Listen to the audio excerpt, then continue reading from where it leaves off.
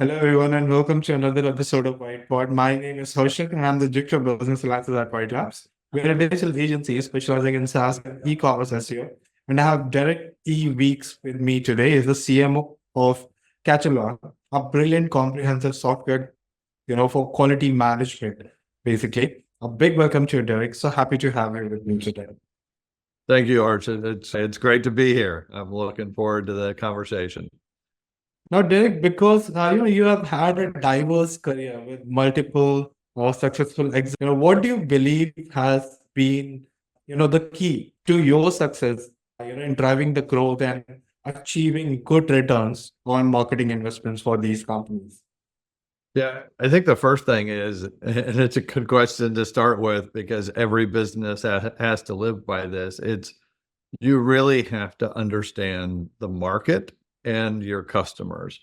There are a lot of I worked for a number of different software startups over my career, and I observe a lot of software startups out there. And a lot of companies as startups have some new product. It's some new innovation that they want to bring to market. And they are so focused on, let me tell the market about this technology and how amazing it is, but they're not talking to the people that they're actually selling to. They're just talking about themselves and talking about the product. And they're leaving it up to the mind of the customer to really interpret, why is that product necessary? Why do I need that product in my life? And starting out in my career, early in my career as a product marketer, you always ask some simple questions. What does the technology do? Who is it for? Why would they care? How does it fit into their world, their lives, and make it better? And as a marketer, you really have to focus and hone in on that. And, a lot of times people talk about product market fit, and that is, does the technology fit the market? And that kind of view of things often force fits the technology to the market. And I really think you have to think about customer fit. What are they doing currently? Why would they change from what they're doing now? And how does your product help that? And communicating in a kind of customer first language, I think really helps the business connect more with the market. I think in marketing, in order to be successful, once you have that, you have to continuously communicate with the market and use the marketing engine to amplify those messages out to the market. But I think it kind of, when you're building the content and information that attracts the market, there is a tendency for what I do and what my teams try to do, and that is to lean into being helpful first, help these people, help the target audience be better at what they do, become better at their profession, become better at solving the problem that they're after. And so again, it's really that customer first, customer centric point of view, being helpful, that I think plays into great marketing and makes demand gen easier, makes creating leads at the top of the funnel and managing those appropriately. But I think that's a key, certainly a key part of the formula that I've used over the years that I think differentiate my approach to leading marketing versus others that simply, work for innovative companies that have a cool technology. They're listening to a founder that probably created that technology as an engineer, and they're just trying to amplify what the founder is talking about, which is more often about the product than it is toward the customer. And I think marketing plays a key role in helping to translate between the founders and engineers and the market and what the market wants. It makes perfect sense. I definitely companies which are customer centric in that sense, like truly customer centric, does gain good traction. That's a proven, thing. So yeah. Okay. Now, how has your experience in working with various industries basically shaped your approach to marketing strategy and execution? Yeah, I think, so I've worked in a number of different companies and you could say different industries, but most of my career, in fact, I would say 90% of it plus has all been in IT operations, development, DevOps, something related to how IT teams develop or support the development of software. And in that, in terms of the approach to market, again, I'll just go back to it comes back to being helpful to the people that you're trying to serve. Some of the unique things that I've done in my career are, I've always engaged more of the market and the communities that we serve Mhm. as part of the formula. So if I think back to the earliest days when I was at Hewlett Packard, I was in their software business, their network and systems management business. We had products that we were taking to market on a global basis, competing against Computer Associates and IBM at the time. And we could go to market by focusing on the product, or I could go to market focusing on the product I was responsible for. But I chose not to limit my view to the product that I was responsible for. I looked at that product. I looked at how it integrated with other products in our portfolio. And working in that business, I developed the business lines portfolio message out to market. I understood what the customers were trying to do and how our products had to fit alongside other products that they were using. We weren't going to be the only products that they were purchasing. And I have never worked in a business, in a B2B business, where our software was the only piece of software that someone was using. So when you know that the customer is using other pieces of technology, you have to fit yourself into their world.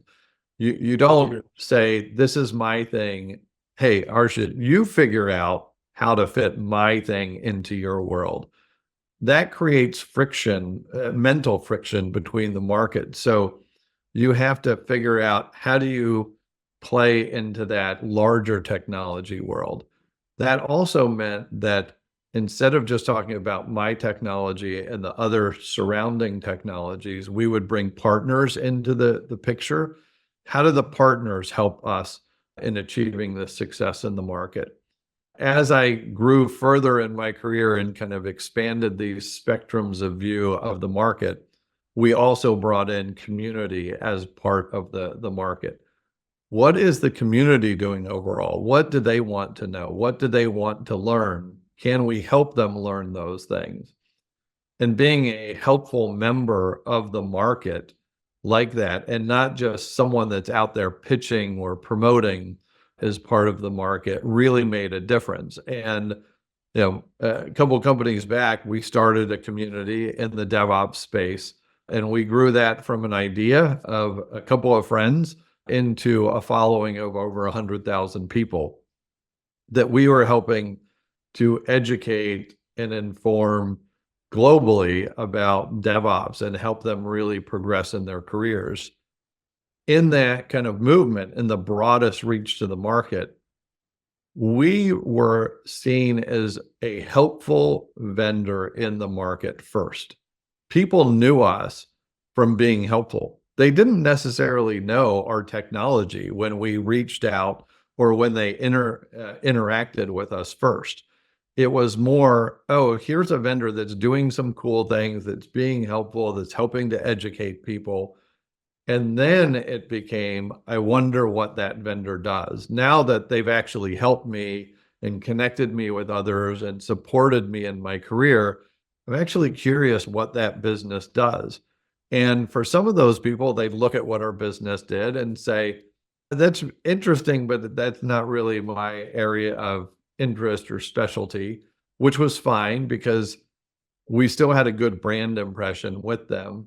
But some parts of the market said, oh, actually, that's pretty tied to the thing that I do. on a daily, weekly, monthly basis at work. Maybe I want to learn more about that company. Maybe I want to engage with them more and understand what they do. But they came into that not because I was trying to promote to them like, hey, I have this product, please pay attention to me. They came in because into the fold of our realm because we were out there being helpful to people. So they already trusted us as someone that wasn't purely out for themselves, but out to help others. And that eases and accelerates a sales cycle with a particular target. Now, it takes a long time to develop and grow these communities, but they pay off tremendously. When you look at growing a business or sustaining growth in the market. Right now, as Chief Marketing Officer at Katalon, part of the responsibility of my team is managing a product community that's now just this week gone over 80,000 members within that community. We help them, it's a product community. We help them better understand our product. They have questions, they support others within the market. We have online forums. We go out and do meetups around the world, either host them ourselves or participate in ones that other people are hosting. And we also put on global education and certification opportunities. So we have those online, but we partner with different groups around the world to educate hundreds or thousands of people. And we even have university partnerships as well, where we make our products available as part of coursework that students in universities are learning new skills as they go through their coursework. And so we work with the universities and the professors to get our product embedded in classwork. Well, that's worked brilliantly. I think we kind of like not at your scale, but we've been doing this for like I've seen it really work well for some of the SaaS companies, and yeah, I mean, the approach when you have that much more informative approach, definitely, it works brilliantly for your own branding. Plus, it's a long-term game, basically, which people don't like. Companies which are really focused on to quick ROIs don't. It's one of the brilliant strategies. So. And we're now at 80,000 members within the community. We've had over 100,000 enrollments within our courses, the online courses. We've certified thousands of people with our software within this community, and we provide a forum for them to interact with each other. So there's lots of value into that we built into that over the 4 years or so that we've been running this community. But let's bring it back to marketing. Like, why is the community actually a worthwhile investment? And just by numbers, if you say, well, there's lots of people participating in the community, the business wants to know, and the executive team and the board wants to know, is the investment that we're making in the community worthwhile? Yeah. The thing that I know from looking at the data within and across our community is if there are companies that we're working with that are very active in both our education curriculum as well as our online forums, the very active customers have twice the lifetime customer value as the non-active customers. So the more we actually engage and help the customers learn more about the technology, learn more about the integration, learn more about best practices, capture new skills, the more they're doing business with us, right? We're just helping them do the job that they have to do on a daily basis better, right? But because of that, we're actually rewarded handsomely. If you think, you go to any head of marketing or head of sales and say, how do you double the average revenue coming from every account that you work with? And community is a big part of that, certainly at Katalon, and it has been at other places that I've led marketing. What are some of the challenges and benefits of integrating community-led marketing with your other marketing initiatives? Yeah. So it is not always an obvious path. And part of that is there's a difference between how community-led marketing works and traditional marketing. And it's not that you need to do one and not the other. You need to figure out how to do both appropriately. So in traditional marketing, as a marketer, I need to tell you about my company and the product and the products that we have. Now I can tell it to you in an informative way that helps you understand these products and these technologies. In a very broad community, a large community, if you want to attract more people to it, you don't do that by talking about your product. You do it by helping the community. What did they want? How did they want to be a better marketing professional, a better software testing professional, a better farmer, a better, civil engineer, whatever your community is? You have to start with that it's really about them and their needs and how you can support growing them in that need or supporting that. And as such, building a relationship with them in the market. And by attracting that audience or helping that audience, you can learn a ton about the market without pitching your products. But let me tell you, there are ways to integrate that community helpful motion and the product led or company led and demand, traditional demand gen kinds of things. So let's say we have a large community of interest around a particular technology segment or skill set. In a community-led approach, let's start with learning more about this community. And one way to do that is to create a survey for the community. Now, if I create a survey at my company, that survey is going to mimic a lot of what my company wants to know about the market. And it will feel like a vendor survey. But to make it more impactful and to make people feel like maybe this is really helpful information, we've invited the community to help us build the survey. What questions do you want to know? So we bring in 5-6 people from the community and say, we're going to survey 10,000 people, 50,000 people, 100,000 people, whatever it might be. What do you want to know about what they're doing? What do you want to know about what your peers are doing? How do they work? Do they like their work? What helps them? What slows them down? What is their biggest concern? What keeps them up at night? What technologies are they using in their tech stacks? Any of that. And when you develop that survey with people outside of your business in the community, they feel involved. You can promote this as, here is our community survey, not our vendor survey.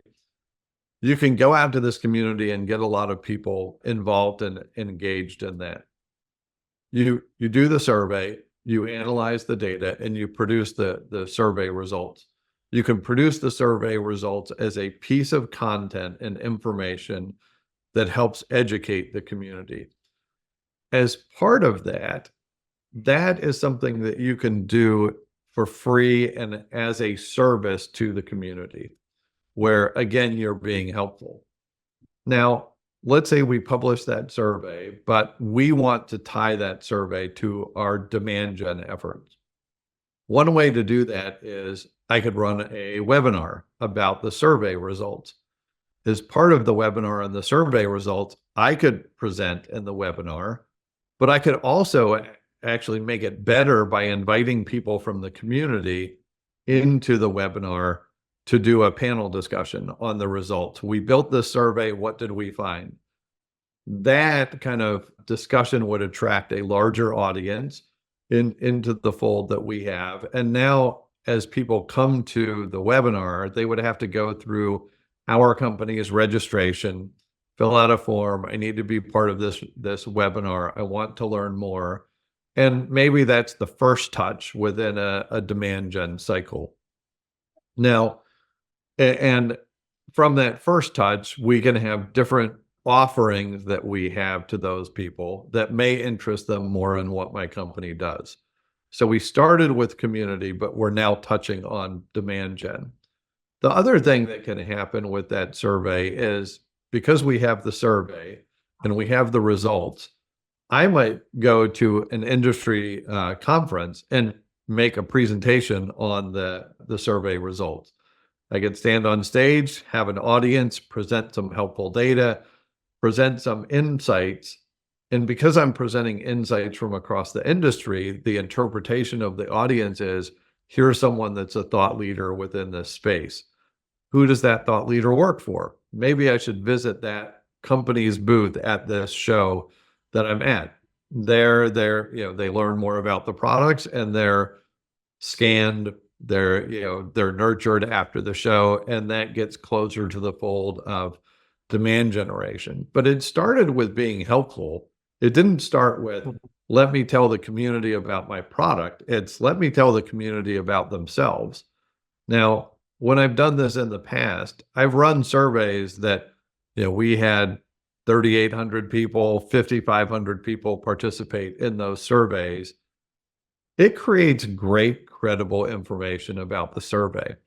But as a marketing team in a business, how would you like a survey of the market that tells you what the priorities are? You see all of the data from this community. You can learn your market, you can learn your ideal customer profiles, you can learn what their priorities are. We surveyed the market in prior companies where I worked, where we asked the community, hey, what's in your tech stack? And they said, product A is in our tech stack, not our company. Product B is in our tech stack, not our company. Product C is the third priority, like the highest priority that we had.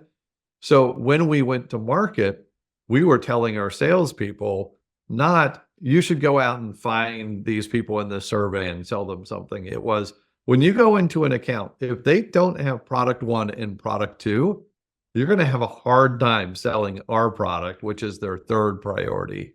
So use that to better qualify the accounts that you're going into.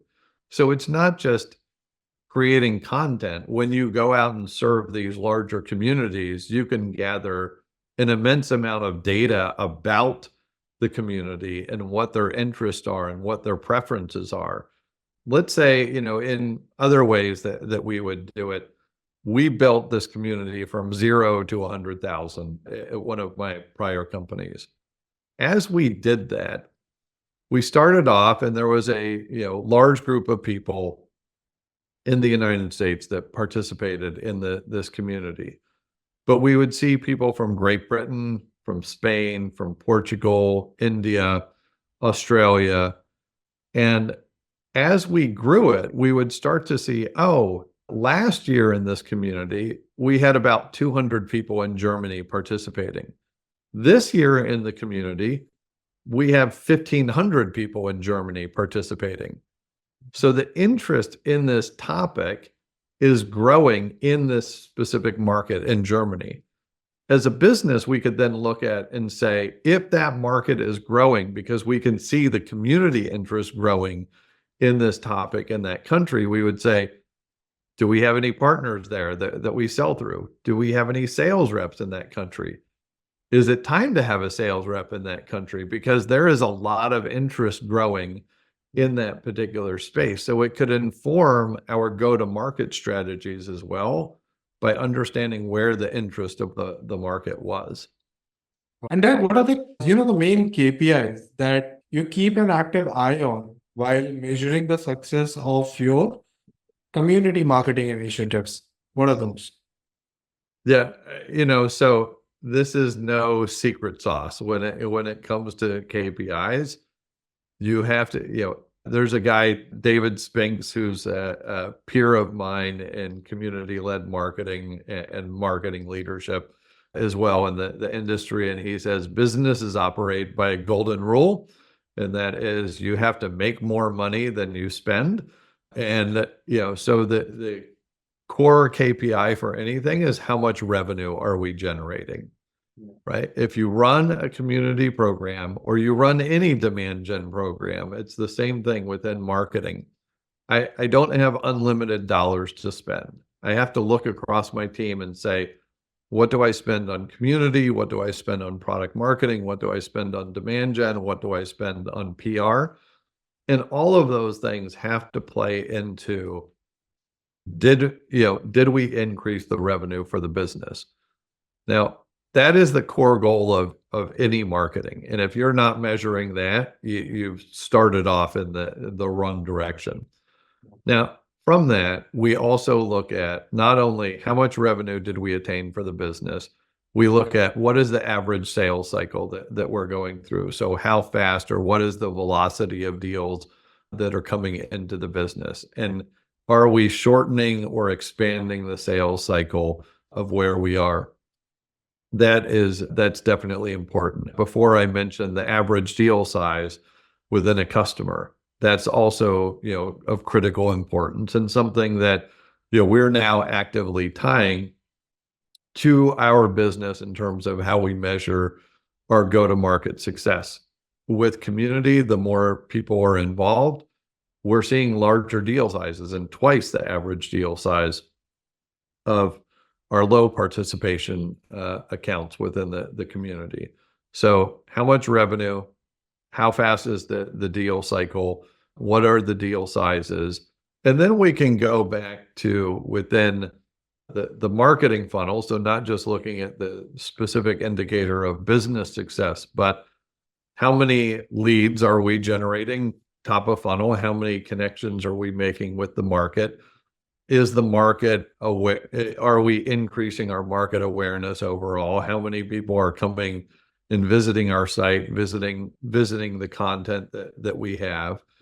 And how many of those can we effectively convert into high quality leads as MQLs for the business, or also account qualified leads? How many different unique accounts are we engaged in, and how many people from those accounts are we engaged in?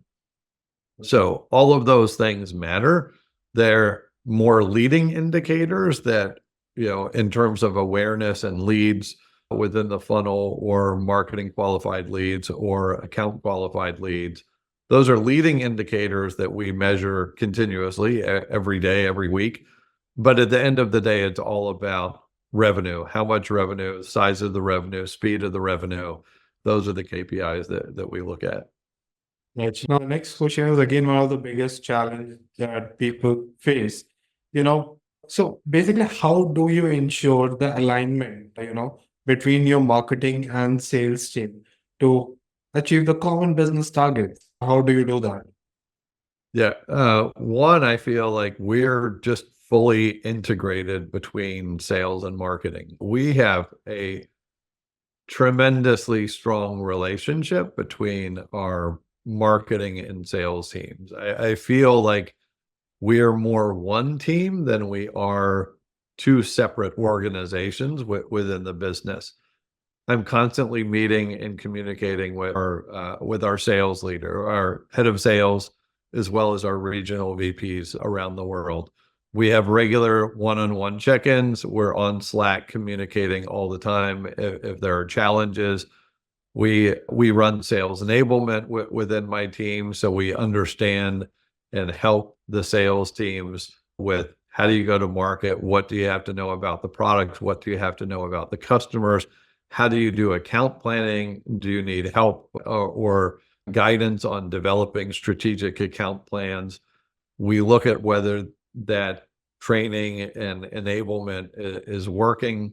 We have regular pipeline reviews with the sales teams where we look at the pipeline that we're generating, the quality of the pipeline, the velocity of the pipeline that we're working with. So, at least once a week, there is a meeting on this, if not multiple times a week, where we're talking about how do we progress this forward. We're also looking and getting feedback from sales constantly. I was on a call yesterday with one of our strategic account managers, and we were talking about a specific campaign that marketing is running. And he said, I don't really feel like this campaign is targeted toward the best thing that we do. And it's creating some confusion in the market when we're engaging with customers. And that tells us, don't just build a campaign and try and get it out there. And just because it's attracting a lot of attention, because he's telling me it's attracting, that particular campaign is attracting the wrong kind of attention. So then I can look at that campaign and say, yep, there's lots of leads that are coming in top of funnel, but they're not converting. And he's telling me it's confusing the market. So we pause that campaign and we go back and we either stop it or we have to refine it so it doesn't confuse the market. But you have these continuous feedback mechanisms. We play a role of being the voice to the market for the organization and amplifying that through demand gen programs, but also the voice to the sales organization on here's the product, here's the company, here's how we promote and position ourselves, and do that in a way that we listen to the market enough to know what converts well and what stories work well and how to best resonate what the value of what we do with the customer. And then we also play, a voice from or listen as to the voices of the market about what are they hearing, what are they experiencing, what are they doing, and is that really resonating? So we don't believe that we always know best. You have to keep an open ear to what's happening through your sales organization, your partner organizations, et cetera. I had dinner with a customer a couple of months ago, and I was asking him, what should we be saying that we're not saying? And he said, he listed off 3 things. And I won't go into explicitly what those 3 things are, but I will tell you those 3 things are on very visible parts of our webpage, or web pages overall at the company.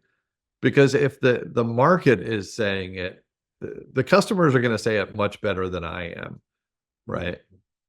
I'll make up what I think they're thinking about, but when you hear it directly from them, it makes that more cohesive. But I think it's that part of being just as engaged in the success of the organization as sales teams are, where they're really looking at us as partners in the mix, versus like another group that they work with in the organization. When we just closed out our fiscal year, and we were waiting for one big deal to come in that put us over the top, and we were way over plan for this quarter, but that deal certainly helped. When we got that in there and we crossed the threshold, the head of sales reached out to me directly on Slack. Is like, we did it, right? It wasn't like I did it, my sales team did it. It was the immediate, we did it together. Like we're that team. And I think that's that makes marketing a lot easier when you're all on the same team. When you win together. When you lose, you're challenged together, right? And I think that's part of just the camaraderie and teamwork that help between sales and marketing. That's beautiful. All right. Can you mention some of the Martech tools that you personally leverage in your organization and like if you really are a fan of? Yeah. We use a ton of tools. Yeah, I'm not a fan of all of them, so I won't mention those, but we're actively working on replacing those. But I'll say there are a couple of different tools that I'll hit on. And we probably, we just created our view of the Martech stack, and there's probably 30 different tools that we have in our Martech stack. It is not a light stack at all. Probably my favorite one is HubSpot. As a marketer, this is where we live and breathe. It's, it's our website, it's our email, it's our campaigns, it's our data about the market and the customers. That is incredibly important, not just from what it enables us to do, but the visibility that it gives us to the marketing efforts that we're running, the metrics around that, so that if we create a new web page or a landing page or an email campaign or a nurture cycle, nurture drip campaign, we can see the performance of all of those activities within one spot. And the other thing is it allows, certainly on creative and pages where we're building content or pieces of content, we can work very quickly to make changes and modify those things in HubSpot without needing to go to a development team in order to do that. The other thing, and we're just bringing it into play at Katalon, is Path Factory to help us with account-based marketing, where we can see not only a view of what different people are coming into our business and interested in what we're doing, and landing as leads within our funnel that we're then qualifying, but how many different people from various accounts are interacting with our company from an account perspective. What content are they interested in consuming? And what is the target buying organization that we're engaged in? That helps us tremendously from a marketing point of view, as well as our colleagues in the sales organization understand better how to build their account plans and interactions with that. The other thing that we use here often, I would say, is a combination of two things around data. One is Metabase for reporting. So we have a ton of dashboards that tell us exactly what's happening in different parts of our business.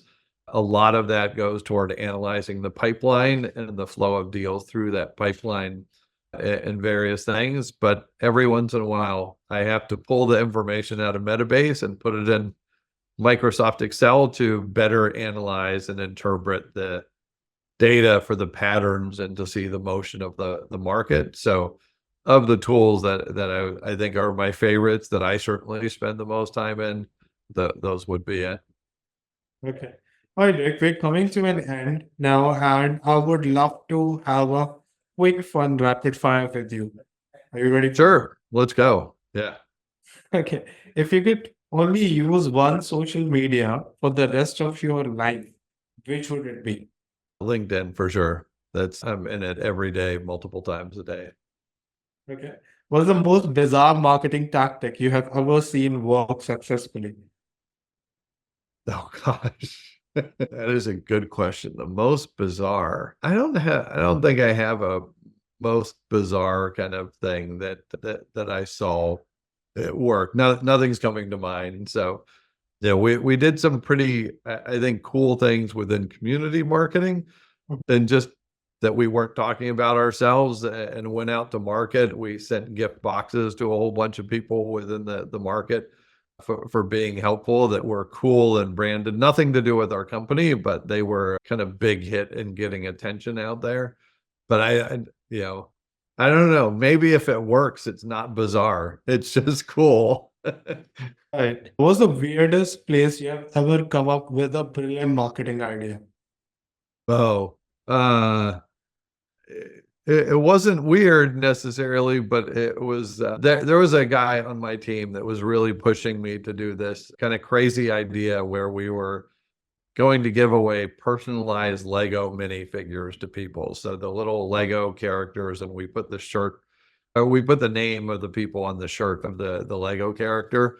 And after multiple tries of this guy trying to convince me that was a good idea, I was in the car coming back from a industry conference, talking to him on the phone. He's like, we got to do this. We got to do this. And that particular idea, once it gelled, not only was it about the Lego minifigure, it was about why the market cared, how to use it as a different account strategy and tactic, and how to generate more business within events that we were going to. And once we made the connection between that piece of content, if you will, and how we would run the business differently, that made a world of difference. And we ended up running that campaign for 4 years. So it was a big one, but it was just in the car coming back from a conference. It was a distinct conversation, I remember. All right. Now, what habit holds you back the most? What habit holds me back the most? I think probably with most people, not just myself, it's that you don't listen to your gut on the priority of the thing that you should be working on. It is always easier to work on the fun thing versus the thing that you must do. And this is part of leadership is you sometimes don't get to do the fun thing all the time, so you just have to ruthlessly prioritize. What am I doing today that's going to move the business forward?